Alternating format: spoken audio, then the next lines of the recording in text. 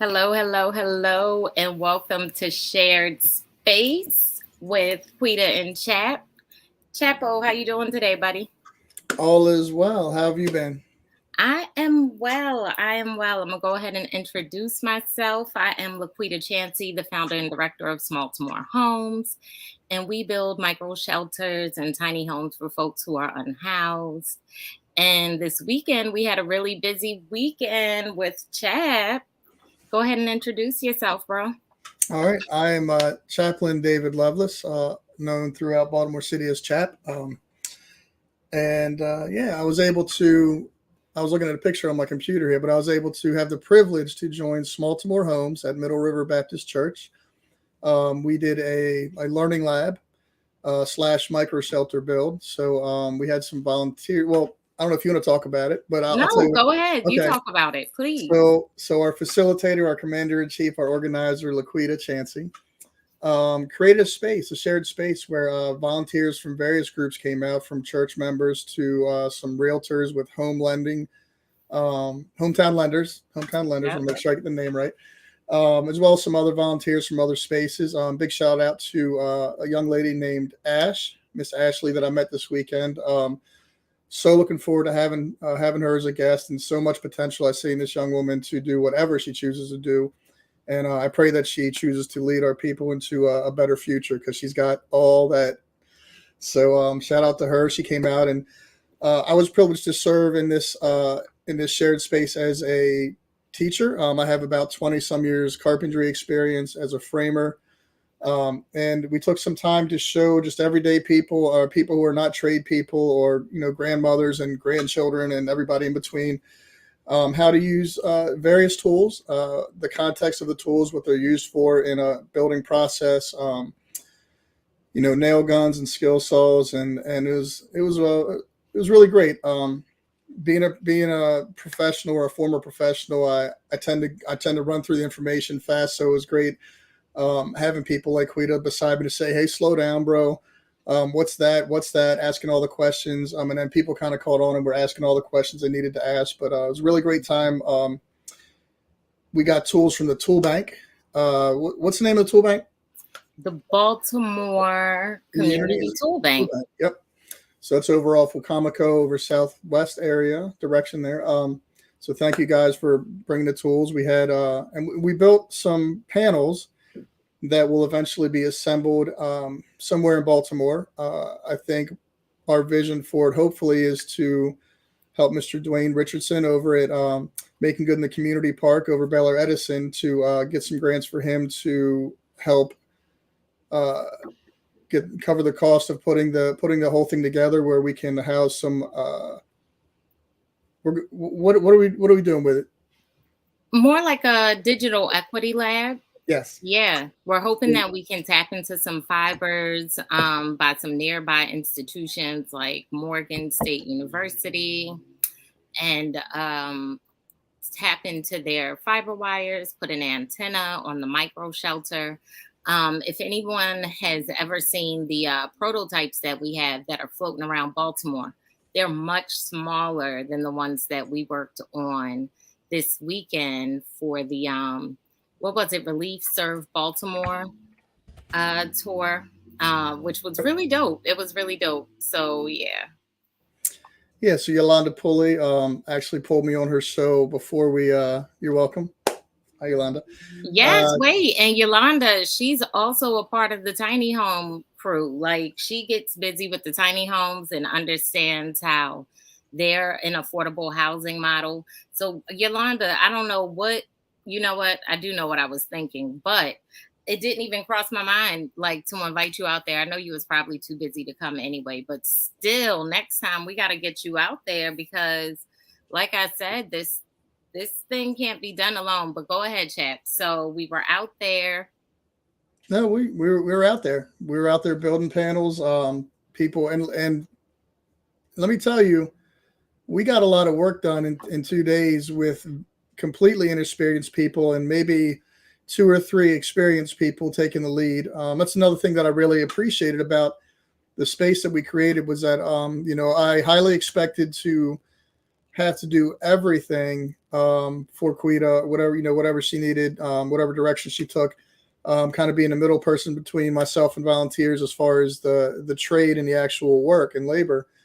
And what she did was she discovered who had some experience through communicating, right? And the people who had experience, she deputized them to take some of the lead on what we were doing. And I thought that was really, like, just really intelligent, and really how you engage a community and empower people. Is that now some of the people that were in that group might not have even known that these older guys in their peer group who was volunteering were carpenters, right? Because a lot of them looked like they were older and retired and stuff. So that was really great to see. It took pressure off of myself personally, right? Because I saw that those guys knew what they were doing. So it allowed me to break off, and they were able to take a look at what we're doing and replicate that, and have everybody come together and show them. And allowed me to kind of float around and do some real one-on-one with people who, like, oh, you want to learn how to swing a hammer? Let's go over here and do that. Or you want to learn how to use a skill saw? Let's go over here and do that till you're comfortable. And so it was just a really great space. And I don't think you marketed it as a learning lab, but that's what it turned into. And I greatly appreciate it. I know everyone involved as well expressed their gratitude for the opportunity, not just to serve, but to learn. So it wasn't like they were completely giving, but they were also receiving in return. So I thought that's very important. And when we model what our community engagement looks like, we don't just want to be transactional or be an ATM for things. We definitely want to give something to the community that they can take with them when they leave our events. So, like, the beauty of it is, I've always imagined that this would eventually evolve into some sort of workforce development situation. So absolutely, I see it as a learning lab. I just don't. I guess because it's so unofficial. It's, what do people need? Like, there's no curriculum, no official curriculum yet. And those are the things that I'm working on. But Chap, I thank you for being there to demonstrate to folks how to safely use tools. People who weren't comfortable with tools were there. They left now knowing how to name tools, how to and snap a line. a Go shout out ahead. to you, shout out to your life partner Sheldon, who was absolutely our safety director. Man, he was so sharp and paying attention to people and where they were at. And then, like, if there were nails in the ground, picking them up so no one stepped on them or no tires drove over them. If a saw was plugged in and there was children in the work area, he'd come by and make sure everyone knew to unplug, not just unplug it, but say, hey, let's unplug these when kids are around, and just making everyone aware in a positive way, right? He wasn't being a bully or a sheriff. He was just like, positively sharing information, like, hey, let's always consider safety when working with power tools and in this construction environment. So I appreciate him for that, because we want to protect our people. So I appreciate him for that. And Yolanda and Jason, if you guys want to hop on, man, sent the link to you in Facebook. Feel free to hop on. We'll get you in here. Yeah, like, So, on top of that, I think it was really cool that we did it twice, right? We did it Friday and Saturday. So that gave a chance for the people who learned on Friday to actually use those skills again on Saturday and get even more comfortable. At one point, I saw Patrice and Ryan doing some more work, like, toward the end, that's and right. they were there both days. So I thought it turned out really great. So thank you, Hometown Lenders, Mm-hmm. for sponsoring the event. And then thank you, Middle River Baptist Church, for hosting. Like, both Pastor things. Lonnie. Thank you, Pastor Lonnie. Yes, and Pastor Lonnie, like, those things are necessary. I always say this work can't be done alone. I don't want to do it alone. That's not how you create community or safe space or shared space. And it was really interesting. I was talking to some folks and, like, kind of caught myself, because I often lead with, I see these being villages for LGBT youth and or seniors or mothers of domestic violence survivors, things of that nature. And, like, I saw somebody look at me like, LGBT, and it never even dawned on me that, it might, I don't know, shake somebody, rattle somebody, offend somebody, or make somebody think twice. Because to me it doesn't matter. So it was just interesting to see, the reactions of folks, and to hear folks, and the questions that they were interested in about the initiative. So yeah, Chap, I thought it was pretty dope. Did you want to show some of the some No, not really. I'll just bring it up playing with the video. okay. But yeah, we could do that. We could do that. I'll I mute it don't so know we how can. long it was. It's 3 minute video. So she caught me teaching, and so that's why I don't want to watch it. I don't No, know. no, It's no. So we can let it play, and yeah, it but doesn't sound like we can hear anything. So that's pretty cool. So this is yeah. So the now second day of the Serve tour, and just kind of panning the crowd. At this point, Chap was doing a safety tools mhm. demonstration, and it doesn't look like you're using the it looks like maybe you're snapping or Oh yeah, so measuring. yeah, so we started with basic tools. I just started the whole process from scratch in front of everybody and show them like hey, like real basic. This is a pencil where you can use a crayon. Here's your tape measure. Here's how you mark. Here's how you square off. So we took it step by step. And so this is you Oh, so basically. you took this from Instagram. I Okay, did, got I it. did. So that's you probably talking to Instagram, and then you I think you turn to show off some of the yeah, there we go. We go back to some of the volunteers, and yeah, we talk about this is thing two. Yep, that's thing two. Look at you getting to Mhm. know the babies. Oh, I do thing one for sure because we gotta preserve some parts of that for posterity's sake. Right, right. I So was I'm talking about how we kind of separated, and back here, we had oh, planned to do like, no, you don't have to keep showing it. okay. It's fine.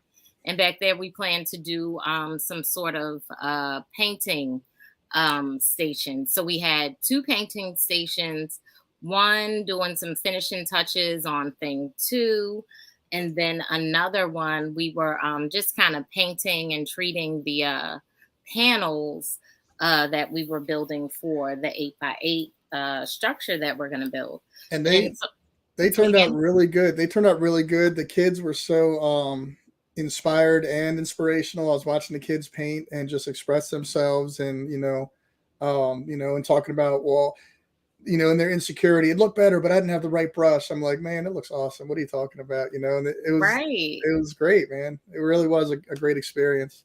Right. There were two boys there. And I don't remember their ages, but they were young, like second and third Single grade, single or digits. They were single digits. yes, they were so young. Isaac and Jeremiah, and they were adorable. We were doing some on the spot design thinking, some human centered design, and talking about the things that the shelter was missing and how we can add it, and how we can make it, more like a home, which is kind of why I don't call them tiny homes. They're just shelter. Like, the idea is to replace these tents because that is unsafe. It's unsafe. It's not insulated. All the things you can look at a tent and know. But yeah, it was a really great event. It was a really great event, and I'm looking forward to when we construct the time and put together all the schedule to actually put it together on some lot here in Baltimore. That'll be exciting. It will be. Yeah. So what else? I didn't make it this week. Dee Dee wasn't feeling good. So I missed. It's funny because I missed the. We actually had a doctorate walk with the doc Sunday. Yes, How was that? yeah, so that was really good. That was really good. I'm trying to remember. I was trying to remember what organization she was from, but she was really good. We had very few questions. You know how we all, uh-oh, it looks like we got a guest coming on. The lovely Hello, Miss Chloe. hello, Miss with my cup of Chloe. ice. Are you chewing ice? Oh. Somebody needs to take their iron pills, I see. No, actually, I don't have an iron problem. I have an ice addiction problem. Are you serious? Oh my goodness. I used to love chewing ice. It was totally related to iron and anemia, but I just got to stay away from it because, Before you like See, you guys go any mine's said, look, before you guys go any further, people who chew on ice, the my urban legend I grew up with is that you were sexually frustrated. I'm just saying, don't go telling everybody you chew ice. because that's the myth, the rumor. So Is Georgia, that what they that's what say? they Oh, say. that was funny. Hey, look at family. Hey, family, we see you. Right. They're like, wait, that's not Hey, time. I love it. I love it. He So had you're a dog. His dog came on now. Yeah, Dice, my Doberman, showed up on her show. I was like, oh man, okay. this is No, the but beauty. ice calms the noise down in my head. Mm. That's why I chew it. You know, it's my calmer. That's why I eat ice the way that I do. It helps me think. It calms me down, and it makes me less angry because like You when you can get rid talking of the about tension instead of you grinding your jaws and grinding your teeth, which is what I do, and which is horrible for your teeth and gives you tendonitis. You're chewing ice, so I get it. You don't gotta keep explaining. I get so sick and tired of getting into it with our elected officials, and they act like they don't get it. And when we're talking about tiny houses and what you have going on, matter of fact, I want one of what you have. I'll swap you one. I want one of those. One of them. Yes, I will put that in my backyard, and that will be my woman cave. I I promise like you, it. Hey, never come out. absolutely. Yeah, that would I be my love it. outlet. See, people want to go on vacation, and I say create your own, vacation at home. So Right. Hmm. people can get one of them and put it in their backyard. It don't have to be for whatever you want it to be. Like it could actually be for your own personal healing and growth. When you need to heal or you need to think, you can go in there and you can have your relaxation moment. You can have moments to yourself, or when somebody get on your nerve, be like, boy, if you don't get out of my room and go into that tiny house, you Right. know. And look, so here you go. We're going to talk about housing, but you're talking about self care and mental health, right? Um, because if you don't maybe have a that's what you should do, Quita. yeah, Going into the mental health thing. because like I, you're talking about, you creating that space, like they everybody should have a sanctuary at home, and they right. don't. They don't. Right. Right. We And to can't that if we point, can't afford Yolanda, it, if we they can't won't. because we have a house full of people, Right. then it should be an outside space that we should be able to go into and go into a sanctuary. If you just need to meditate or pray, we should Right. we should be able to do that. I Our agree. tiny house is not as big as yours, and that's why I said, I would love to have one of those in my backyard. Matter of fact, you donate me one. You know what? We Let's can get a talk grant. about that because I feel like somebody will be like, these Black women are doing some good things together. Let's support them. Let's support them. So, how big is yours? Is yours 12 by 8? It's it's 12 by 8. 12 by 8. So, Yeah. Yolanda's is in between the size of the shelter that we were putting together this weekend and then the one that's behind me. So, that's still, go ahead. Actually, I just had a conversation with Sheila Dixon today.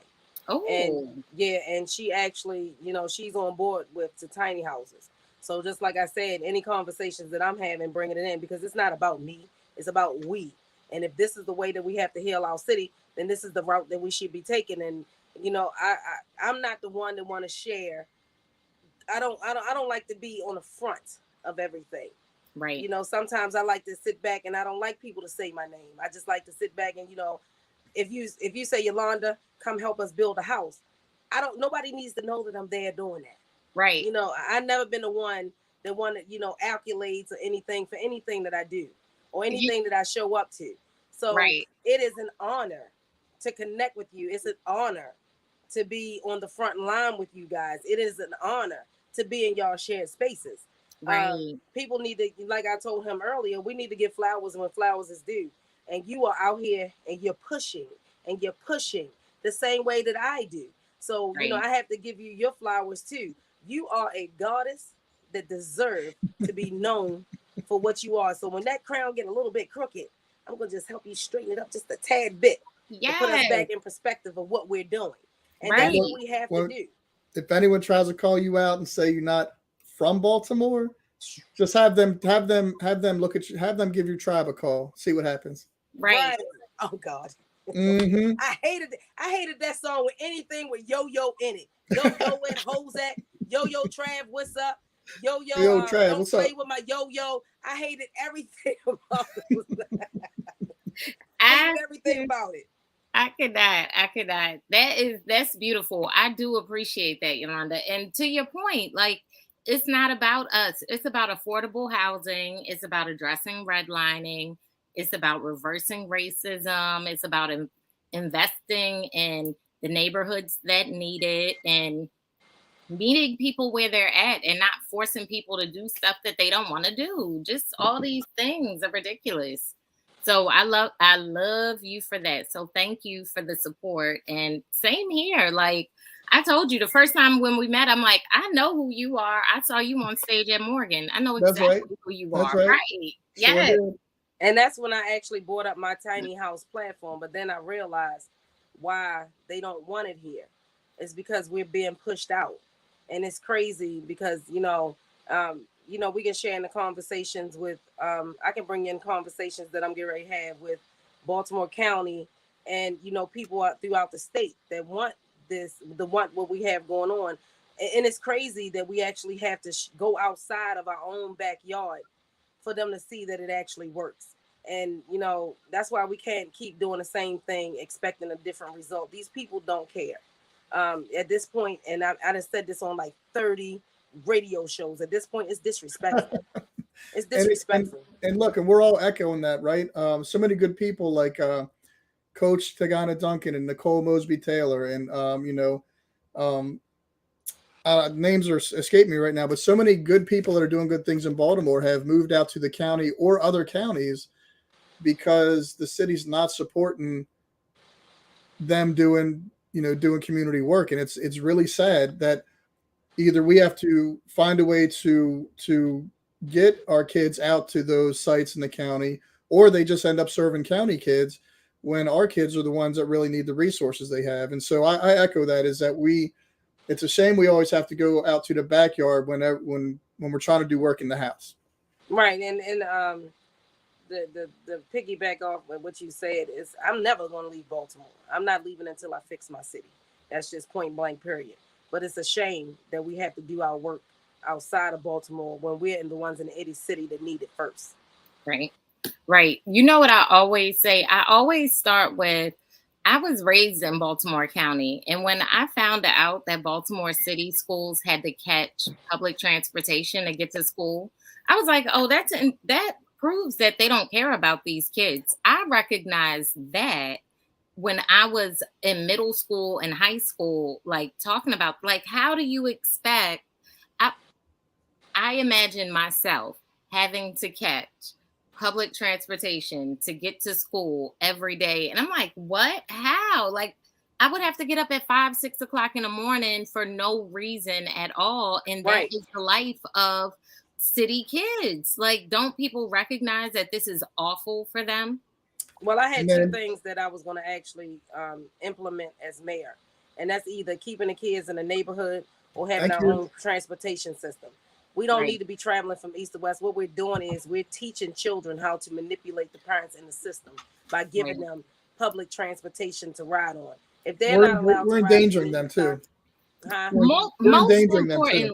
Most importantly, like, why are these kids, these are children, first, second, third, fourth, whatever grade, getting on public transportation with God knows who are these people? Mm-hmm. Yeah, 9 times out of 10, you have to put them on the bus by themselves because they get bus tickets and the parents don't have money to get on the bus. I think that is, we're setting them up for, if you ask me, we're setting them up to grow up too fast. And then we want to tell them, stay in a child's place. When we gave them everything that they need we showed them how to, we showed them how to do it.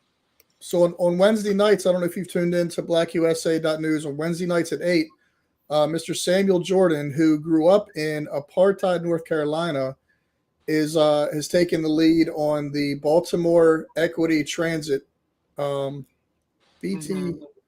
Transit Equity Group. I'm not BTEC, Baltimore Transit Equity Coalition. And so that's somebody that, if you haven't watched the show or talked to him, watch his show, see what he's about, and see if he fits into what you're trying to do. Because again, that's a network connection, and these guys, again, he's out here working legislation. So where, I know you are like a bridge between both. I'm very much boots on the ground, and I love it down here. And like you said, I'm not going to leave till the city gets better, and the city's not going to get better. So I'm just digging in, and I already know that 20 years from now, we're going to have the same conversation, but we're also constantly doing what we do so we can teach others and show them what it looks like. Right. Right. But Mr. Jordan has a platform where he reaches a lot of state legislators and federal legislators, and he knows the process so well. Here's a man who's has 70 years of life experience, Mm. who's been doing it for decades, and so he Mm. has so much knowledge on how. Like, I just watch his show, and even if I'm not interested in the content of the, the red line, the bus, a bus system that was abandoned to go from west to east. And I'm not interested in the content of the history of the road to nowhere and these other things they talk about.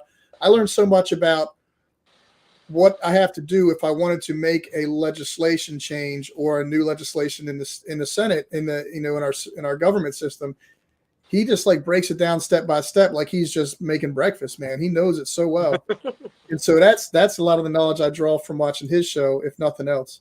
Yeah. Well, see, that's what I'm saying. We're still fighting for the same thing over and over again, expecting a different result. This is just, it's insane at this point. And like I said, it's disrespectful that we're still fighting, marching, and protesting and throwing up the signs. And I tell people all the time, stop trying to be a part of the solution and join the revolution. It's time to create change. Mm-hmm. It's time for change to come in, because I'm tired. I'm tired. Yes. The other day, I was explaining to a city official, it's no way on God's green earth that I should have got 30 calls in one day about housing. It's no way on God's green earth that y'all did not get 30 calls about housing in one day. Right. Like I said, at this point, it's just disrespectful. For you not to even adopt the tiny house program into our city. Why are we the only ones that's 20 years behind the 8 ball on everything? Why? Right. Because they benefit from it. Right. You see it working on other cities. You see it working. It does work. So why are we not doing best practices? Unless you have it, unless this thing is intentional. It's intentional. Right. For sure. Exactly. For sure. It's absolutely intentional. Like, and you know that, like you said, and people benefit from it, and the people who are in charge benefit from it, or their friends benefit from it. Or like, the biggest thing about it to me is that now DEI is like such a big thing, and Black Lives Matter and all these things. And I'm really trying to figure out, like, in my heart and soul, like, how is this any different than segregation? Like, are we still trying to integrate? Like, DEI is nothing more than integration, and folks being able to talk about how they're being discriminated against, while before it wasn't something that people were allowed to talk about. Like, I don't see what has changed since the civil rights movement. I mean, I wasn't alive then, so I'm positive that things have changed, but I don't believe that they've changed enough for communities. It wasn't changed enough to see it. Right. If we don't see it and we're still doing it, how was it anywhere near change? Right. And like I said, we're still fighting for things over 400 years ago. We're still fighting for inclusion. And now you talk about, now you're going to build something on equity and inclusion. Why was we excluded in the first place? I'm just being honest here. We was exiled from everything that helped us thrive. And, it's sad that now you have to educate people on this when it should have been a human right in the beginning. Right. Why we don't see nothing wrong with this? Why? Because it is so ingrained in the system that folks don't even want to recognize it. Like, if you're not oppressed by it, then you don't have to pay attention to it. And it's really just, you know what I mean? Like, if you're not oppressed by it, you're not bothered by it, and you can pretend that it doesn't exist and that you don't benefit from it. Because, well, I pretend that I'm a millionaire all day long, but that don't mean it's factual. You know what? I wish I could. You know what? I wish I could pretend that I was also said millionaire. Okay, I wish I could spend money like a millionaire, because I could daggone think about spending money like a millionaire. You speaking of millionaires or billionaires, Bezos and what's the other one? The Tesla one.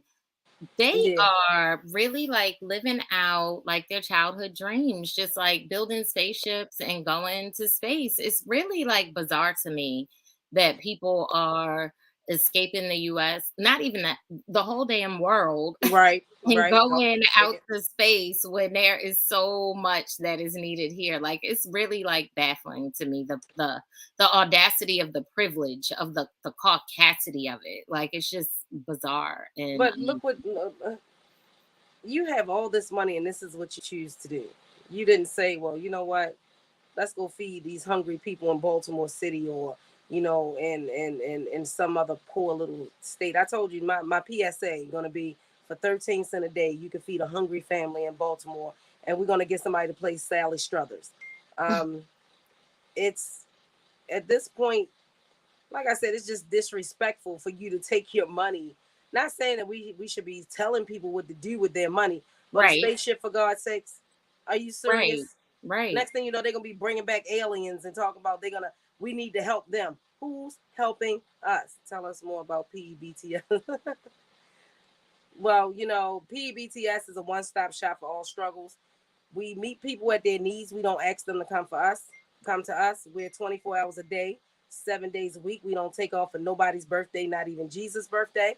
We help them navigate through, regardless of whatever it is. It doesn't matter what they reach out about. If they feel like a cat is stuck in his tree, we're gonna have to get a ladder and get that cat out the tree, because that's a part of something called trauma. And we come out here and we do everything. We do it for free. We don't ask for anything in return. We don't ask for nobody's accolades. We don't ask for, we don't ask for what you call them. We don't ask for your funding. We just ask you to help us help them. That's the only thing we ask.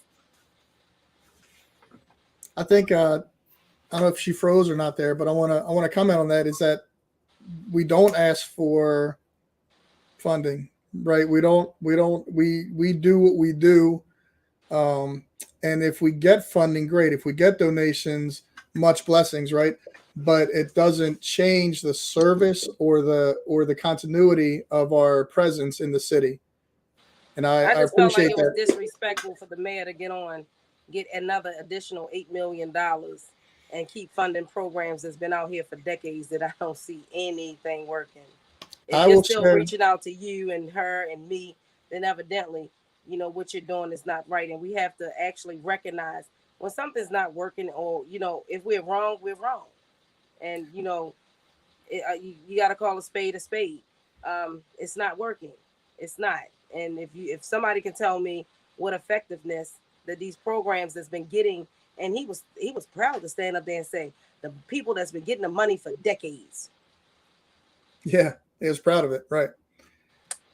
I was at my I face. mean, I'm not surprised. I feel like that's kind of the way that Baltimore operates. And a lot of it's like, well, this is what we've always done, so this is what we're gonna keep doing. And we've been giving these organizations money.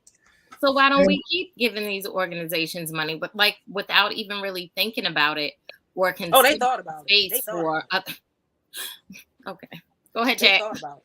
I was just going to say, like, one of my personal experiences and my truth, and again, I could be wrong. I could have.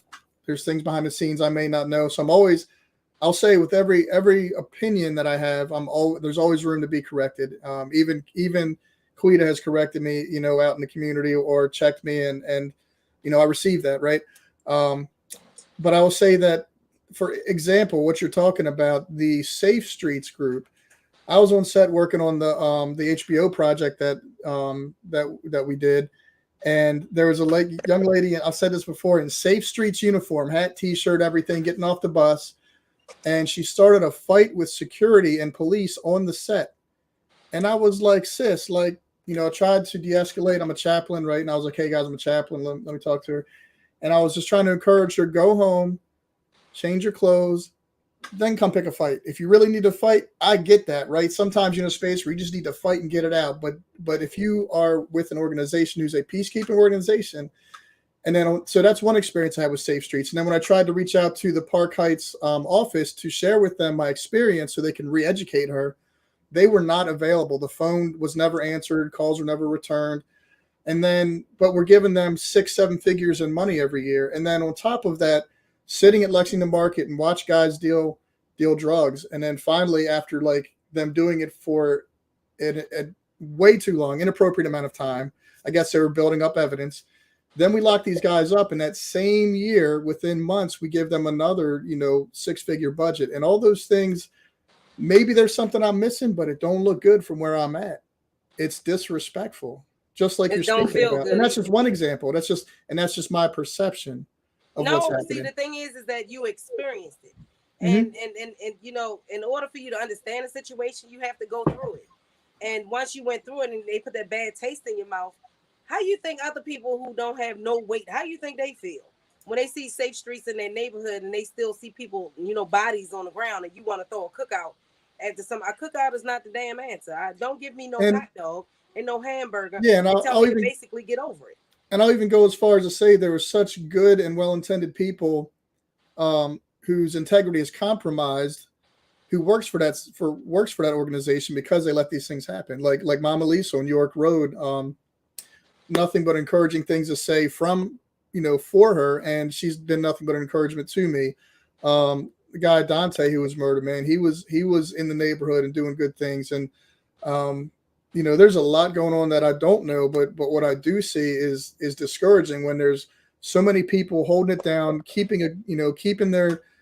their tribe in check and doing the work that are just out of pocket, and we all sacrifice to do it. And then you got groups that are out of check and doing illegal things, and city still sees fit to give them money. Like, don't we do background checks for employees? Why are we not using those same measures of standard for organizations that we give money to from the city? Well, actually, they're coming in as criminals. Well, I understand that, but then to actively engage in that, like I believe in rehabilitation and changing lives, and that's part of the work we do. It's not just housing, it's not just feeding people. It's about engaging people, empowering them, changing the way they think for better quality of life. But if you're still actively doing those things, am I paying you to do that? Well, I'm gonna say this and I'm gonna get off. For I'm gonna say this and I'm gonna get off because I got a 7:45 meeting to jump on. But the thing is that we know that they have criminal records, but nobody told us what criminality it was. And I done got phone calls about inappropriate behavior from Safe Street members that's in the school system. So, like I said, that's problematic. Right, and they was over at Mervo. So it was the Safe Street dude that was in the school was inappropriately texting a 17-year-old. Not okay. And I've reached out to them and I never received a call back. So I have a bad taste in my mouth, and I will never have nothing good to say about Safe Streets until they answer the question. I want to know, what were they locked up for? Because pedophiles is also a criminal record. And if you integrate these people, everybody is not a drug dealer. Yeah. And let it be a lesson to us here and other community leaders watching is that we do need to mentor closely and keep our tribes in check because they represent us. Like if Chap does something, then that affects how people perceive Baltimore homes because they've seen me partner with them, right? If if I do, we just need to keep in mind, who is doing what. Make sure we're engaging people. Make sure they're in a good, safe space to continue to serve with us. I know, like Hug Don't Shoot, Val has had to and to not only disassociate with certain people because of their behavior and choices, but even tell me, chat, look, this dude ain't acting right now. You got to let him be. If he calls you, leave him be for right now, or engage him, but not in a capacity where he's representing us. Now he's not representing the tribe. Maybe I go engage him because he's in need of some things the tribe has. You know what I'm saying? Yeah. So yeah, I think it's a lesson to us as well, is to make sure that, we pack in with quality people, and then the people who are struggling, we bring them in and surround them with quality people who will change their lives. Right. I love you guys. Y'all be safe out here. Love you. Accountability does not look like us holding everybody else accountable. It look like us holding us accountable too. Like I said, stop trying to be a part of their solution and join the revolution. I love you guys. Good night. Love you back. Thanks for joining us. That was so great. I was glad Yolanda could check in with us, Chapo. So I wanted to remind folks you put up the banner about Walk with the Doc, and we are not going to be walking this Sunday Oh, because it is Mother's Day, but any other Sunday, we will be out there to walk with the doc. And then I have this banner that I wanted to show, and this is for one of the booking engagements. And I'm wondering if I can put it in the comments maybe so that you can see it or click on it. Maybe I'll figure out how to do that. But either way, yeah, let me figure that out. I'll figure that out and then I'll put it back up. But what were some of the other announcements? I know one of our coordinators with Walk with the Doc is doing a tea party this weekend. There's a lot you going said on. a tea party? Yeah, Backyard Base Camp is doing a tea party for mothers and daughters, I believe, on Oh, that's so cool. Saturday, which I think is going to be really, really cute. And look, if y'all have never been to a tea party, forget what you think you know about a tea party and go experience it for yourself because I got sucked into doing one as a husband. I volunteered to serve, and when I went and supported the ladies in their tea party, man, like I was like, "Where's my tea party? Where's the men's tea party?" It is amazing. It's a lot of fun. It's not a drag. It's not like what you think it is. And if you've been to one, you know what it is. So I know you guys are gonna have a lot of fun out there. That's so yeah. Yeah. I mean, and it's always fun over at Backyard Base Camp anyway. Now they're I think they might still be harvesting some bees and gonna harvest some honey. So that's what I Yeah. wanted to talk about. The doc that was there was so dope. She was talking about allergens and ways to combat them naturally. She was talking about bee pollen, local honey, and that was actually a conversation we had off to the side by ourselves. But still, bee pollen, local honey. What were some of the foods she suggested? I know she suggested vitamin C, vitamin D, and I believe zinc. So however you get those, get them in your system to build up your immune system and avoid some of these allergies, because folks was out there, and by folks I mean me, was Mhm. out there rubbing their eyes all puffy. I've been outside all week apparently, and it just caught up to me Sunday. I looked crazy. Well, I'll also say that me and Fathead are probably Dougie too are going out to the going to try and go out to the farm tomorrow morning because I haven't been out there yet. I missed the shearing of the sheep. I missed the processing of the wool into yarn and dyeing it. And those are things I really wanted to do because my wife knits, and so like just to experience that, like let me tell you something about context of Baltimore City. This is a really great true story. And this is kind of put in the minds of people watching or that come back and watch why it's important for our children to experience different things. When I was 15, I worked for Supplies Unlimited. It was a construction material company, and we were actually building the towers over in Druid Heights, and we were delivering drywall. I mean, it was like a whole big truck of drywall. And along the way, we had to stop at a farm and drop off some of the drywall before we came to the city. And so we go out in this farm. It's like somewhere in Hanover, I think. And this old dude that was driving, the truck driver's name was Granddad. He was like in his 60s. He's a Baltimore dude. Most of our jobs were in the city. He had actually never been outside the city limits. I was 15, but I bounced around county, city. Um, and we got out to the farm, and my dad got me the job. So my dad's like in the office. And we called dispatch. Granddad calls dispatch, and he's like, "Hey, y'all, tell the dude I ain't delivering his drywall until he comes get these dogs, right?" And I'm looking around for the dogs. I'm like, I don't see no dogs. And I'm just 15. I don't really know. I'm a kid. I'm just like, I'm there to be like manual labor. I don't really know what's going on. Right. I remember you telling me this Yeah. story. Okay. So yeah. So Granddad gets on the horn, and so the dispatch is like, "What are you talking about?" And he's freaking out a little bit. Um, And then my dad gets on the dispatch and he's like, "Hey, put my son on the CB." And I'm like, "Yeah, what's up, pops?" He's like, "You see any dogs?" I'm like, "I don't see no dogs, Dad." He said, "What do you see?" And I look around and I'm like, "Well, I see some cows." And the context of granddad, who had never left the city, had never seen a cow in person. So when we got to the job site, this farm full of cows, he thought it was a herd of Rottweilers, like big Rottweilers, and he would not get out of the car because of his context. It was so like tunnel vision and so hood. And so yeah, it's a favorite memory of mine as a kid, one of my first jobs, and just like my first real insight into the people that I serve today. Even back when I was 15, I was, I noticed why we needed different contexts and different experiences. And so I say all that to say, take your kids to the farm at Bliss Meadows. Yes. Right. You can Google Bliss Meadows. It's over by Frankfurt. Take your kids out to Glenarm, right? There's Priggle Creamery out there. You can get ice cream fresh from the cows. Like, you can go walk with the cows. Like, they all have names. It's crazy.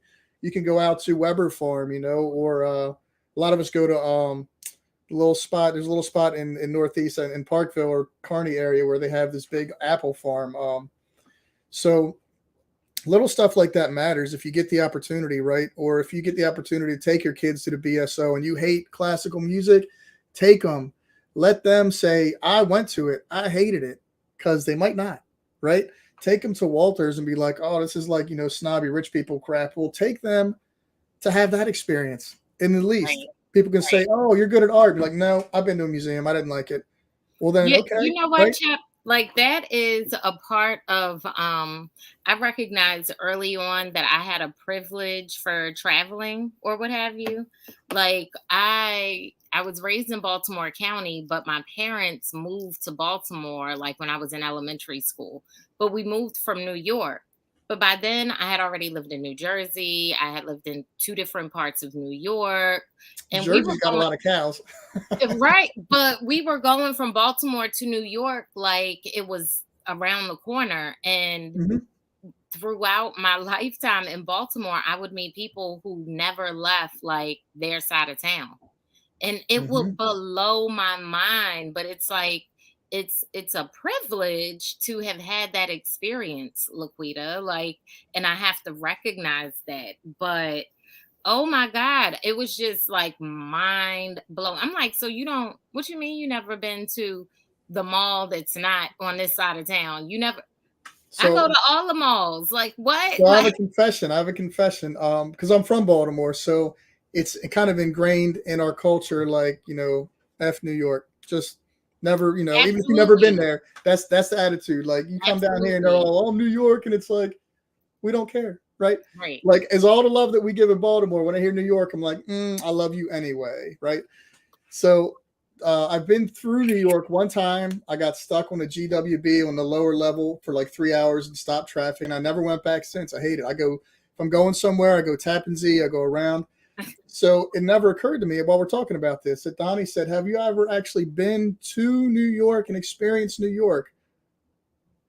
No.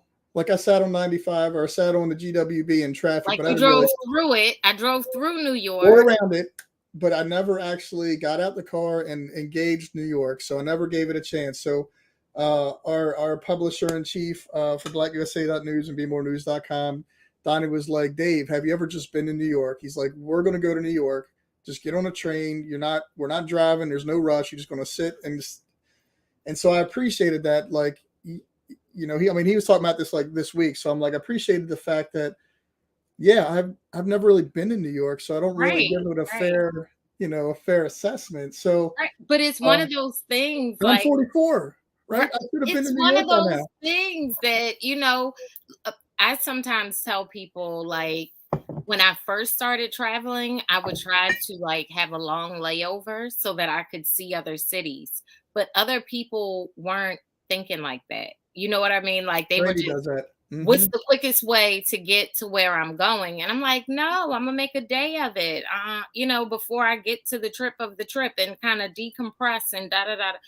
But I've always thought of how can I see as many things as possible. So to your point, never having been to New York, any city that I've drove through, like, I've made at some point a point to drive off into the city, like and go to some place that I could Google that has good ribs or chicken or is known for the best car wash, She can whatever it eat, is, y'all. someplace She in the can hood. eat. She can eat.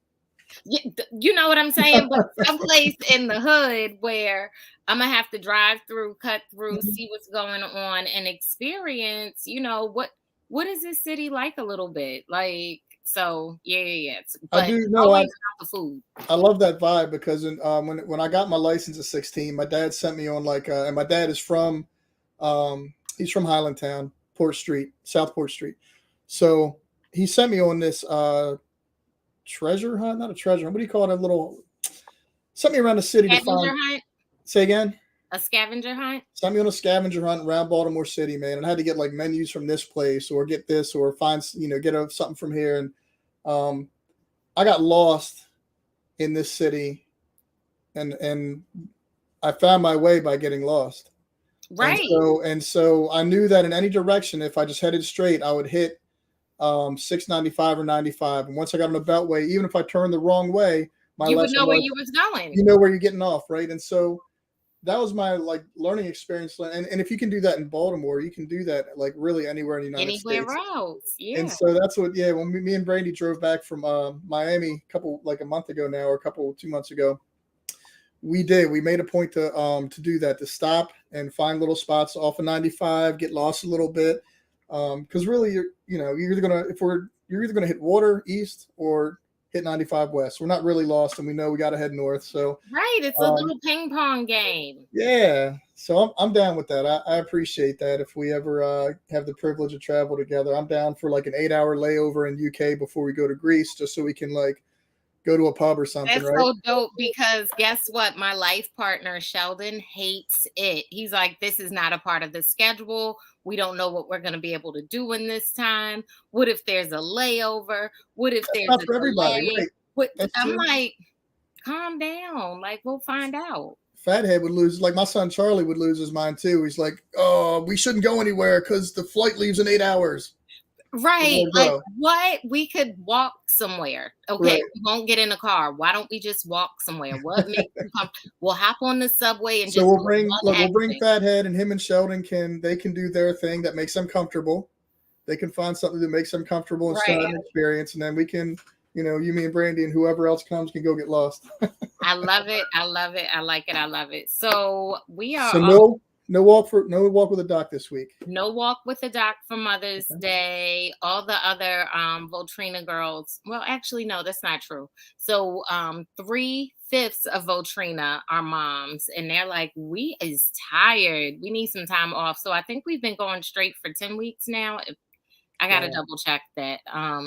But yeah, so no walk with the doc this week, but the next 2 weeks we're gonna have two cardiologists out there. So All people right. who are concerned about heart health and diabetes and all that kind of stuff, come on out and walk with the doc, talk with us during our weekly wellness walk.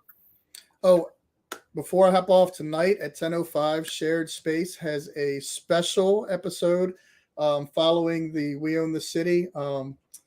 Hopefully, we get some guests. I invited some guests who are actors on the project. Also, I'm going to invite Mr. Glover, and hope maybe if I can find my phone. I lost my phone, but I can text a couple people because I was all love on that experience doing the show.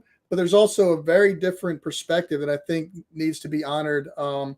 If anyone has experienced watching the Birth of a Nation, very old, horrific film from 20 American seconds. history. So some people feel that this project is in the spirit of that, and I think it's something that we need to talk about and acknowledge each other's opinions, and really. So hopefully I can get some different perspectives on the show, but definitely some actors who are on the show are going to be on. We're going to have a good time. As soon as the show ends, it comes on at 9. What else we got? Robert Report's coming up. Oh, he's coming on now. All right. All right. Love Same you guys. bad time, same bad channel. Peace and blessings. Bye, y'all.